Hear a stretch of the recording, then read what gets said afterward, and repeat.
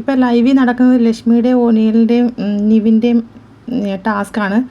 എല്ലാവരിൽ നിന്നും വ്യത്യസ്തമായിട്ട് ഇതുവരെ നടന്നിരുന്നതെല്ലാം ഓരോരുത്തരായിട്ടായിരുന്നു ആക്ടിവിറ്റി ഏരിയയിൽ ടാസ്ക് ചെയ്തുകൊണ്ടിരുന്നത്. അതും അവർ ടാസ്ക് ചെയ്തുകൊണ്ടിരിക്കുമ്പം അവരുടെ ഫാമിലി വെളിയിൽ വരും. ചിലത് ഫാമിലി വന്നു കഴിഞ്ഞിട്ട് അവർ ഓടി വന്ന് ടാസ്ക് ചെയ്യും. അങ്ങനെയൊക്കെ ആയിരുന്നു ഇതുവരെ നടന്നത്.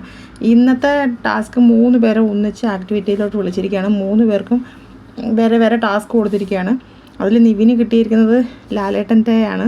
ലാലേട്ടനെ റെഡിയാക്കാനാണ്. ഈ ലക്ഷ്മിയുടേതും ഒനിയലിൻ്റെയും ടാസ്ക് തീർന്നിട്ടും നിവിൻ്റെ തീർന്നില്ല. വൻ കോമഡിയാണ് ആക്ടിവിറ്റി ഏരിയയിൽ നടക്കുന്നത്. അവർ രണ്ടുപേരുടെ ഹെൽപ്പ് ചെയ്യുന്നുണ്ട്. എന്നാൽ നിവിൻ ഹെൽപ്പ് ചെയ്തിട്ട് തന്നെ പറയണം, എനിക്കറിയാം, എനിക്കെന്തോ ലാലേട്ടനെ അറിയത്തില്ല, ഞാനെന്തോ ലാലേട്ടനെ ആദ്യമായിട്ട് കാണുന്നതാണ്, നിങ്ങൾ മാറി നിൽക്കുക, എനിക്കറിയാം ചെയ്യാൻ. നിവിൻ്റെ സംസാര രീതിയും കൂടെ അല്ലേ ഭയങ്കര രസമായിട്ട് നടക്കുന്നത്. ഭയങ്കര കോമഡിയാണ്.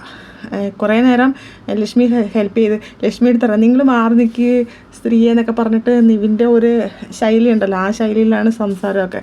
ശരിക്കും എനിക്ക് നിവിനെ ഭയങ്കര ഇഷ്ടമാണ്. നിവിൻ നല്ലൊരു പ്ലെയറാണ്. നന്നായിട്ട് എൻ്റർടൈൻ ചെയ്യുന്നുണ്ട്.